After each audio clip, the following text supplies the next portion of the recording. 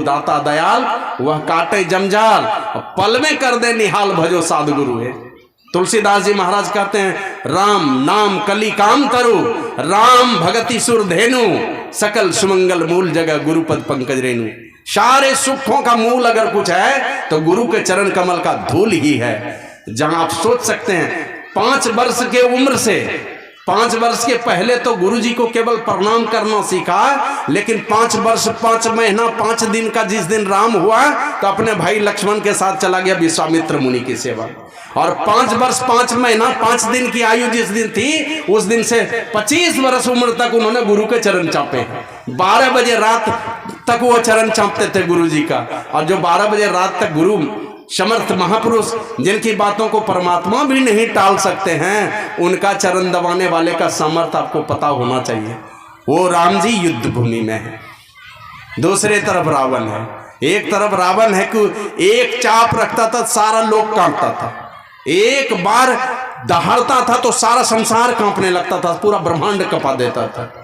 वो एक तरफ है, दूसरे तरफ राम जी। विभीषण जाते हैं भागे भागे, कहते हैं प्रभु इस दुर्दांत शत्रु पर कैसे विजय प्राप्त कीजिएगा। तो ये तो एक रावण को देख रहा है, और भगवान श्री राम का जिस ओर इशारा है, सारा वेद और वेदांत का ज्ञान समाया हुआ है। सदा सदा के लिए इस संसार रूपी दुश्मन को हम जीत करके उस परमपिता परमात्मा में मिलकर एकम एक होकर सदा सदा के लिए सारे दुखों को कैसे हम समूल नाश कर सकेंगे, उसी का उपदेश विभीषण के माध्यम से भगवान श्री राम ने सारे दुनिया के लोगों को दिया है।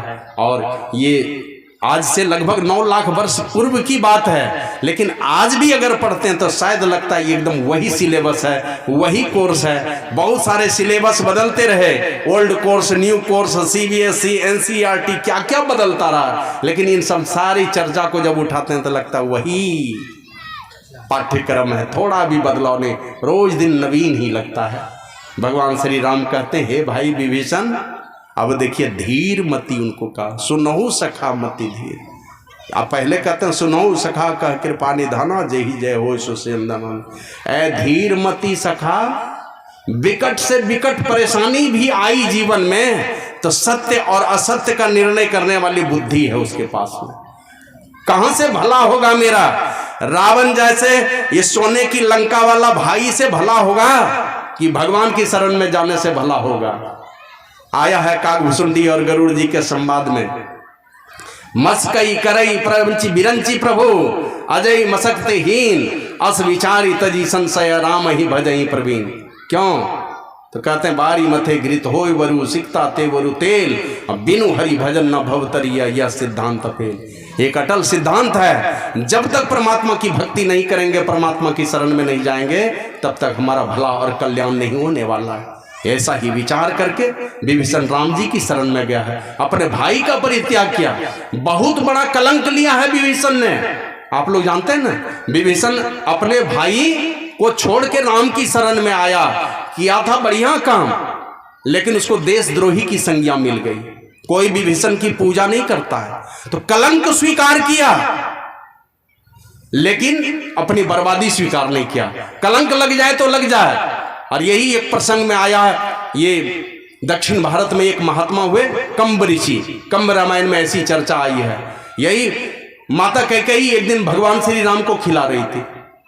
राम जी ने 1 कोर खाया, 2 कोर खाया, हाथ पकड़ लिया माता कैकेयी का, बोला माँ अब नहीं। कहा क्यों?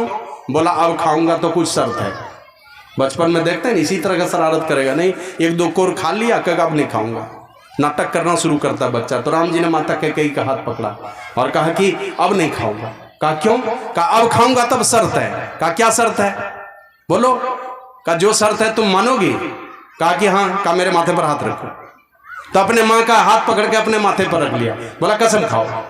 बोलो जो मांगोगे मैं दे दूंगी। बोला हाँ ठीक है, जो मांगोगे दे दूंगी। और दे दिया।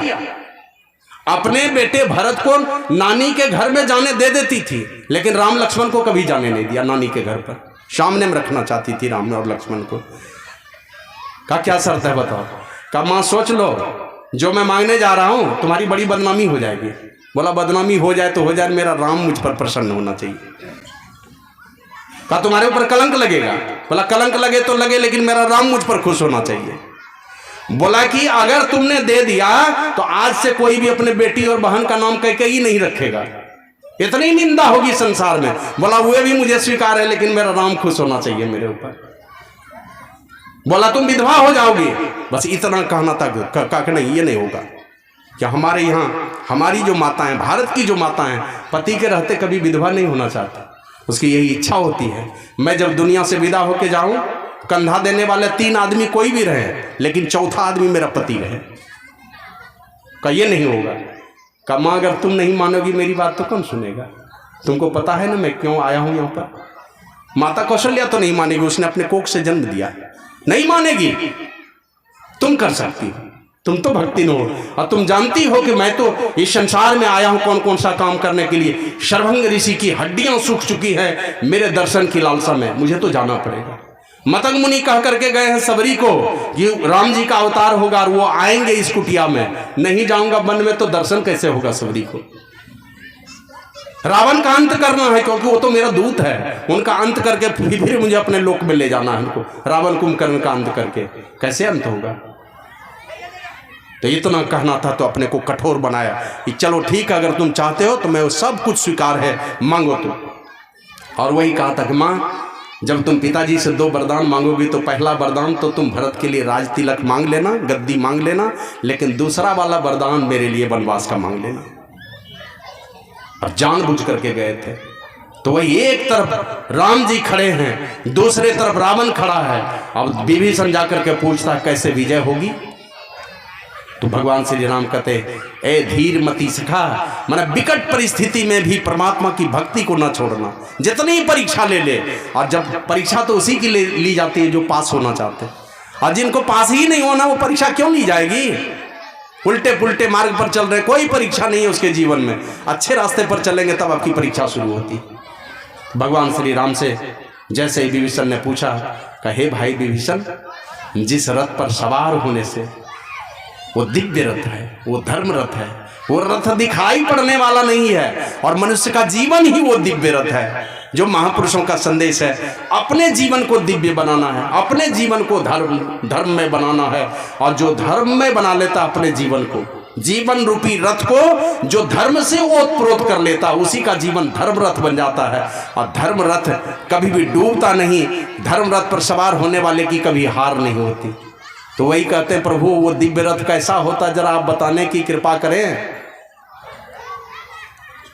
रामकृष्ण ये भगवान बुद्ध ने कहा, जिनकी आत्मा शुद्ध होती है, जिनकी आत्मा शुद्ध होती है उसी के पास धर्म ठहर सकता है। किसकी आत्मा शुद्ध होती है? जो सरल और निष्कपट होता है उसकी आत्मा शुद्ध होती है। जिसकी आत्मा शुद्ध होती है उसी के पास धर्म ठहर सकता है। हमारे गुरु रामचरितमानस में लिखा, धर्मते वीरति, धर्मते वीरति, योगते ज्ञान। धर्म किसे कहते हैं? जिस कर्म को करने से वैराग्य पैदा हो जाए, जिस कर्म को करें और शरीर और संसार से वैराग्य पैदा हो जाए, और शरीर और संसार से जैसे ही वैराग्य पैदा होगा तो वो प्रेम परमात्मा के साथ जुड़ जाता है। तो उस कर्म को धर्म कहते हैं, जिस कर्म को करने से मन में वैराग्य पैदा हो जाए उसको धर्म कहते हैं। ऐसे लोग धर्मशाला बनवाएं, प्याऊ बनवाएं, पोखर खुदवाएं, और भी कुछ बनवा दें, मंदिर बनवाएं, ये सारे के सारे कहा ये धर्म के काम हैं। लेकिन असल में धर्म का वो काम है जिस कर्म को करने से मन में वैराग्य पैदा हो जाए। और अगर वैराग्य पैदा नहीं हो रहा आपके अंदर में, इसका मतलब धर्म के रास्ते के कच्चे पथिक हैं, अभी सच्चे पथिक नहीं बने। जब तक वैराग्य नहीं पैदा हो रहा तब तक सच्चे पथिक नहीं हुए। गुरु महाराज के पास गए, बोले गुरुदेव धर्म किसको कहते हैं? का जो कर्म लोक और परलोक दोनों को सजा दे, संसार भी सुखी हो जाए, संसार के बाद का भी जीवन सुखी हो जाए, दोनों जीवन में शांति हो, यहाँ भी उल्टे पुल्टे कर्म नहीं हो, यहाँ भी सुख चैन से रहें, और मर जाने के बाद का भी जो लंबा जीवन है वो भी सुखमय हो जाए हमारा। और उसी अपने जीवन को धर्म में बनाने के लिए भगवान श्री राम कहते हैं, हे भाई सुनहु सखा कह कृपा निधाना, जही जय होय सो स्यंदनाना। हे भाई विभीषण, जिस रथ पर सवार होकर के हमारी विजय होती है, विजय का माने ही है हमारा कोई शत्रु नहीं हो, हमारा कोई दुश्मन नहीं हो, हमारा कोई प्रतिद्वंदी नहीं हो। ऐसी विजय होनी चाहिए। हम लोग संसार में किसी को वोट में हरा दे, मुखिया में कि वार्ड में या MP और किसी चीज में हरा दे, वहां आपका प्रतिद्वंदी खड़ा है। लेकिन जो अपने जीवन को धर्म में बना लेता है, यहाँ कोई प्रतिद्वंदी नहीं खड़ा रहता है। जब वो महापुरुष इस दुनिया से जाते हैं, सब उनके पीछे चल पड़ते हैं। कबीर गए, नानक गए, दादू गए, पलटू गए, सहजो गई, मीरा गई, सबरी गई, चले गए सब लोग। हमारे गुरु महाराज गए, लाखों लोग अभी भी आंसू बहाते। और अभी उनके ज्ञान को हूबहू पता नहीं कोई बता पाएंगे कि नहीं बता पाएंगे।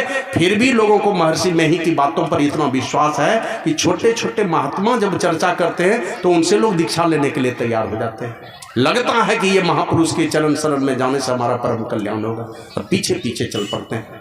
अब नानक पंथ में जाइए, हम लोगों ने देखा है 10 गुरु हुए हैं। प्रत्येक गुरु के जन्मदिन पर या परिनिर्वाण पर रेलगाड़ी रोक रोक करके लोगों को भोजन कराते हैं मुफ्त में। कहीं हॉस्पिटल खुला है, लंगर चल रहा है, कपड़े बांट रहे हैं, कुछ से कुछ कर रहे हैं। चले गए महापुरुष है नहीं। ऐसे संत मत में हम लोग थोड़ा गरीब है वो सब करने में। हम लोग सत्संग भजन करते हैं, बाकी और काम में थोड़ा कमजोर पड़ते हैं हम लोग। तो ये महापुरुष जब जाते हैं तो सारे के सारे पीछे से चल पड़ते हैं लोग। गुरु महाराज जब शरीर छोड़े थे तो आप लोगों ने देखा होगा, मैं तो कटिहार में था, नहीं आ पाया, पैसे भी नहीं थे उस समय। बाद में पूज्य संसेवी बाबा को देखा और महर्षि शाही स्वामी जी महाराज के परिनिर्वाण को निकट से देखा। हमने देखा कि महर्षि शाही स्वामी जी महाराज को जब रखा गया था, वो AC लगा करके बंद शीशे के का घर बना करके उसमें रखा था।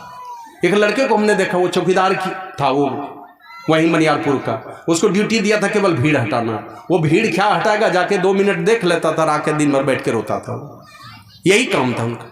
गए शाही स्वामी जी महाराज, लगता था उनका अपना माँ बाप मर गया जो चौकीदार की ड्यूटी कर रहा था। तो लाखों लोग दुनिया के आंसू बहाते हैं, और बाबा शाही स्वामी जी महाराज तो कहते हैं, सुन सुखन तेरा कायल हुआ ना, कहीं ऐसा देखा ना सुना ना। कहा तुम्हारे सुखन को सुन करके, उपदेश को सुन करके कोई कायल नहीं हो गया तुम्हारा, कहीं ऐसा देखा सुना नहीं। एक बार डॉक्टर रामधारी सिंह दिनकर जब वाइस चांसलर थे भागलपुर में, एक बार ऐसे कार गाड़ी से जा रहे थे, रास्ते में एक प्रोफेसर मिल गए। तो उनसे पूछा कि चौधरी जी किधर जा रहे हैं? बोला कि सर जा रहे हैं हम लोग वहाँ कुप्पा घाट। अब उनके पॉकेट में पैसे भी नहीं थे। बोले जा रहा हूँ कुप्पा घाट, क्या है वहाँ पर? बोले वहाँ एक सिद्ध महापुरुष हुए महर्षि में, दर्शन करना चाहिए। तो डॉक्टर रामधारी सिंह दिनकर को लगा रही इस धरती पर कौन अभी कोई संत पुरुष थोड़े ही है। बोला नहीं सर आप चल के तो देखिए। गए इधर से, पॉकेट में कुछ, गए कलेक्टर कोठी के पास, भागलपुर जहाँ बरारी जाते हैं देखे होंगे कलेक्टर कोठी, जिसको DC कोठी कहते हैं। गए उस जगह, ये कागज में 7 प्रश्न लिख लिए और गए गुरु महाराज से मिलने के लिए। सोचे यही सारा प्रश्न करूंगा। गुरु महाराज के निकट जैसे ही गए, बातचीत का सिलसिला जारी हुआ। 5 मिनट पर पहले प्रश्न का जवाब मिल गया। अभी बारी बारी से 5 मिनट, 10 मिनट, 15 मिनट, आधे घंटे तक गपशप किए, 7 प्रश्न का जवाब मिल गया। पॉकेट में ही सारा प्रश्न लिखा हुआ रह गया। तो डॉक्टर रामधारी सिंह दिनकर ने माना कि आज भी इस धरती पर कोई सिद्ध पुरुष है जो सारे ब्रह्मांड का सारा तमाशा देखते हैं। उनमें से महर्षि में ही है। तो भगवान श्री राम कहते हैं जो अपने जीवन को ही धर्म में बना लेता है, तो कहा उस धर्म में रथ की थोड़ी चर्चा भगवान श्री राम ने दुनिया के लोगों को सिखाने के लिए विभीषण के माध्यम से कही। का उस धर्म में रथ का चक्का है, मन धर्म में जीवन हमारा तब बनेगा जब हम में सौरज और धीरज हो। सौरज धीरज ते ही रथ चाका, जिनके अंदर में भी सूरता और धीरता आ जाए। सूरता का मतलब जो करना हो, जान चली जाए तो चली जाए। आप लोग जानते हैं समर्थ रामदास जी के पहुंचे हुए शिष्यों में छत्रपति शिवाजी का नाम आता है। ऐसे कई एक शिष्य हुए हैं, उनमें से एक शिष्य था उद्धव। एक दिन वो क्या किया, पान सुपारी खाते थे समर्थ रामदास जी। वृद्ध हो गए, चबा नहीं सकते थे, तो सिल्ला में जाकर के कूट करके ले जाकर पहुंचा देते थे, खा लेते थे वो। ऐसा हुआ कि कुछ शिष्यों ने शरारती की, शरारत करके उस सिलबट्टा को ही चुरा लिया। अब कैसे पान सुपारी खिलाएंगे, तो पान सुपारी समेट करके अपने मुंह में भरते थे उद्धव जी, चबा करके ले जाके समर्थ रामदास जी महाराज को उगल के दे देते थे। गुरुजी उसी को खा लेते थे। तो यह शिकायत चली गई छत्रपति शिवाजी के पास। छत्रपति शिवाजी आके पूछते हैं उस उद्धव से, कौन सा सिलबट्टा है जिसमें तुम लौंग सुपारी और ये पान सुपारी चूर करके देते हो?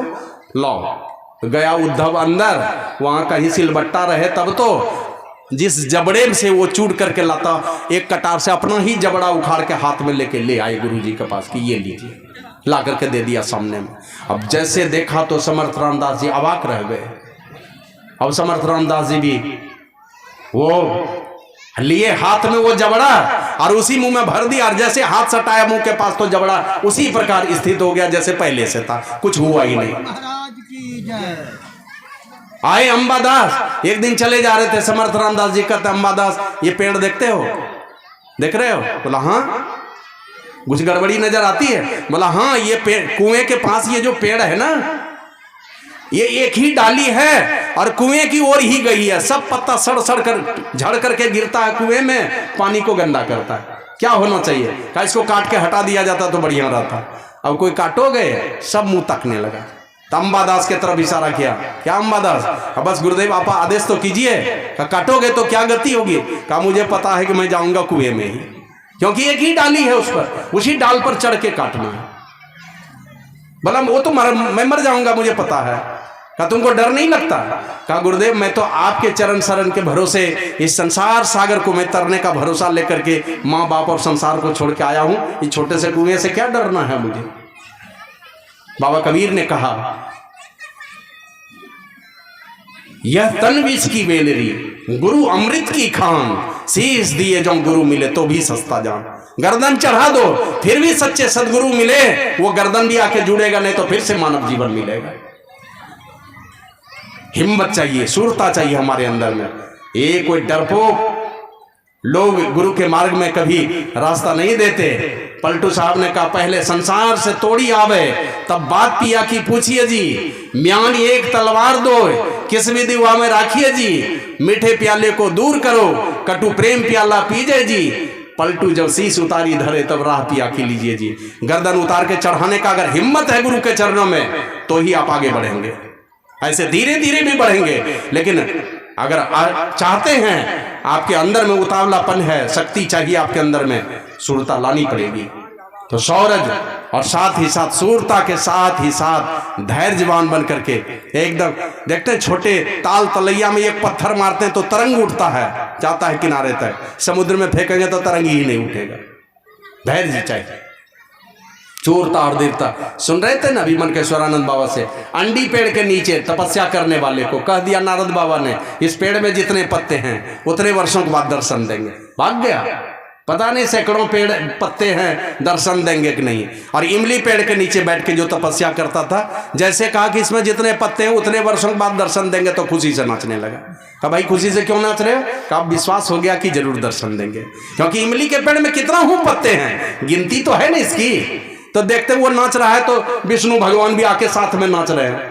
नारद बाबा कहते भगवान ये देख लो ना प्रेम कितना है, ये भागने वाला है, जब भागने वाला नहीं है तब तो दर्शन देना पड़ेगा।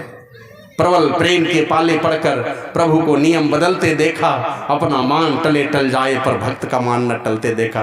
कभी भक्त का मान टलने नहीं देते। तो शूरता और धीरता चाहिए, है ना। धीरे धीरे रे मना धीरे सब कुछ होए, माली सींचे 100 घड़ा ऋतु आए फल हो। ऋतु आएगा तो फल पेड़ में लदेंगे जरूर। रामकृष्ण परमहंस कहते थे रत्नाकर में डुबकी मारो, अगर कोई रत्न नहीं मिले तो यह नहीं समझ बैठना कि रत्नाकर रत्नहीन हो गया। उसकी तलहट्टी में जा नहीं पा रहे हो, बार बार मारते रहो, बार बार मारते रहो, परमात्मा की कृपा होगी, उस रत्नाकर के तलहट्टी में जाओगे तो रत्न मिलेंगे जरूर। धैर्य चाहिए। तो सौरज धीरज ते ही रथ चाका, और सत्यशील दृढ़ ध्वजा पताका। सत्यता और शीलता, सत्य के आचरण में हरिश्चंद्र बिक गए। राजपाट सपने में दिया था, बोल देते हमने सपना देखा है, सपने की बात झूठी होती मैं नहीं दूंगा। सपने में दिए हुए राज को दान दे दिया। अब दान दे तो दिया ही, लेकिन कहते हैं इसमें तो तुम्हारे पाप की भी कमाई है। ये जो धन दौलत में गिरहस्थ के पाप की कमाई कोई साधु लेगा, तुमको पुण्यात्मा बनाएगा, ये नहीं हो सकता। उसके लिए तुमको दक्षिणा देनी पड़ेगी। हमारे यहाँ संत मत में लोग नहीं देते हैं। हरिद्वार जाएंगे भंडारा करेंगे ना, तो उसका जो हेड है उठ के खड़ा होगा, भाई दक्षिणा चलो सबको। नहीं चला गया तो पैर से उठा के हटा, ये सब पापी का अनाज नहीं खाना है। तो उल्टा पुल्टा करके कमाओगे, हमको खिला के तुम पुण्यात्मा बनोगे। तो दान देने में 1000 स्वर्ण मुद्रा जमा करने में अपने पत्नी और उनके बेटे रोहित तीनों बिक गए। सत्यता का आचरण चाहिए जीवन में, और सत्यता का आचरण करने वाला महात्मा गांधी एक नाटक देखे थे सत्यवादी राजा हरिश्चंद्र का, तो संकल्प लिया झूठ नहीं बोलूंगा। ऐसे परिस्थिति कुछ ऐसी भी बनी कि झूठ कहीं कहीं हो सकता, साधारण झूठ, लेकिन यह संकल्प हुआ एक नाटक देखने से। तो उसी प्रकार सत्यता का आचरण चाहिए जो लाखों के बीच में चमचमाता हुआ दिखलाई पड़ता है। अगर कोई सत्यवादी लोग हैं, हजारों अफसर आएंगे। एक दिलीप कुमार झा आए गोड्डा में, पूरे झारखंड नहीं पूरे भारतवर्ष में नाम हो गया। हमने देखा पेशकार रह करके 100 डीलर की बहाली की है, लॉटरी से बच्चे से लॉटरी उठवा के 100 डीलर की बहाली की है, और 100 से ज्यादा प्रधान की बहाली की है। करोड़ों कमाते, लेकिन सब फ्री में हो गया। हमने देखा उनके निकट रह करके। लाखों हीरे के बीच में चमकने वाला हीरा है जो सत्यवादी होता है, लेकिन साथ ही साथ उसके साथ में चाहिए शीलता। शीलता में सत्य के साथ में चरित्र मिला हुआ, सच्चरित्र होना चाहिए, चरित्रवान होना चाहिए। और चरित्रवान की कथा में शायद गोड्डा ब्लॉक फील्ड में हमने बतलाया था कि मंदोदरी को जब पता चला, माता मंदोदरी को, मेरे पति को मारने वाला कौन हो गया, जिसके एक टाप रखने से, एक चाप रखने सारा ब्रह्मांड हिलता था, उसको मारने वाला कौन हो गया। उसको देखने के लिए आए, किसने मारा मेरे पति को, देखने के लिए आए। तो राम जी बैठे थे, एक परछाई उधर से आई, परछाई राम जी के चरण पर पड़ी। परछाई जैसे पड़ी तो परछाई देख के उनको लगा कि किसी महिला की परछाई है, किसी माता जी की परछाई है। तब तक वो माता जी जैसे निकट आती तो उनको प्रणाम किया, वो पहचानते नहीं थे कि ये माता मंदोदरी हैं। जैसे प्रणाम किया तो बोला कि आप कौन, तो बोला मैं मंदोदरी। तो यहाँ क्या देखने आई, कहा मैं देखने ये आई हूं कि मेरे पति, जिनके एक बार आवाज लगाने से, ये एक चाप रखने से, एक पांव, एक कदम रखने से सारा ब्रह्मांड हिलता था, उसको मारने वाला कौन हो गया। वही देखने के लिए आई थी। कहा देख लिया, बोला हाँ। क्या देखा, का देखा यही कि मैं मंदोदरी विश्व सुंदरी, और विश्व सुंदरी पत्नी को पाकर के भी रावण उनके तरफ नजर डालता था जो एक तपस्विनी वेश में जंगल में राम के साथ में रहती थी।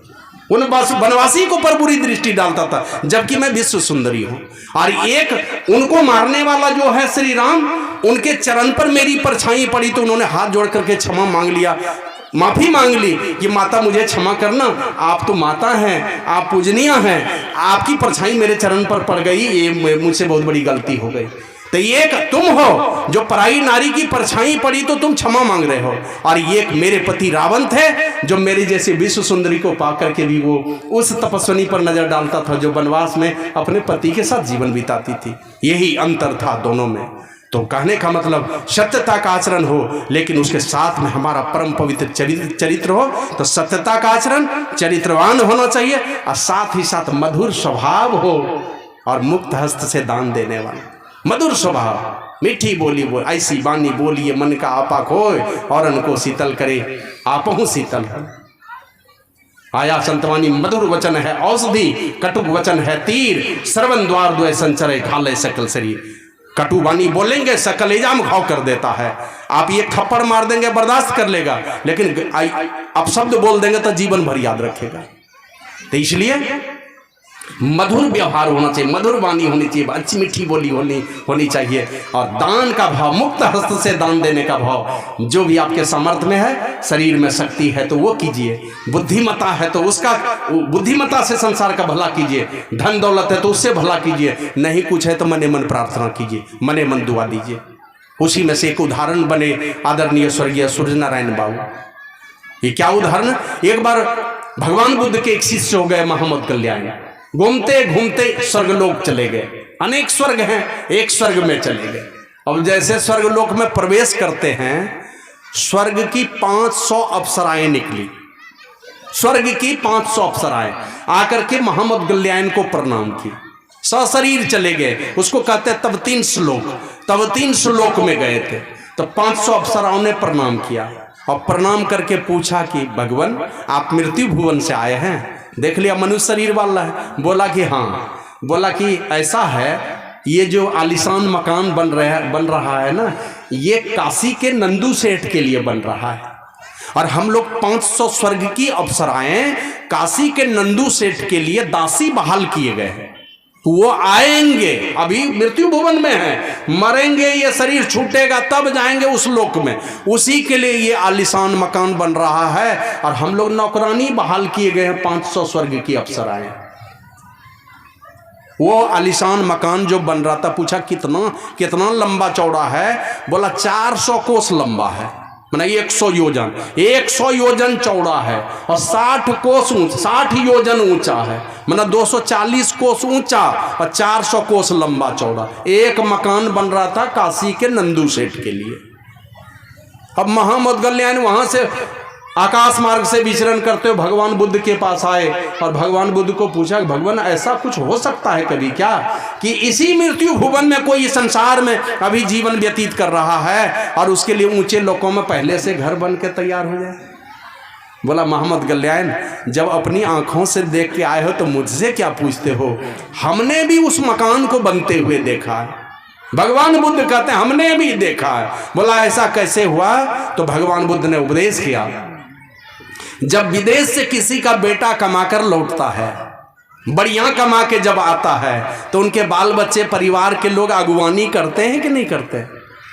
उसको अपनी भाषा में समझिए, कोई जान जाएगा मेरा बेटा 1 करोड़ कमा के आ रहा है तो स्कॉर्पियो गाड़ी भागलपुर स्टेशन पे भेज देगा, नहीं तो पटने हवाई अड्डा पर भेज देगा। उसी प्रकार कोई भी नर हो कि नारी अगर पुण्यात्मा पुरुष है तो उनके द्वारा किया गया कोई भी शुभ कर्म ऊंचे लोकों में पहले से अगुवानी करता है, पहले से अगुवानी में लगा हुआ का। वो स्वर्ग की अप्सराएं वहां लगी हुई हैं और ये जो नगर बन रहा है, बोला वो घर क्यों बन रहा है?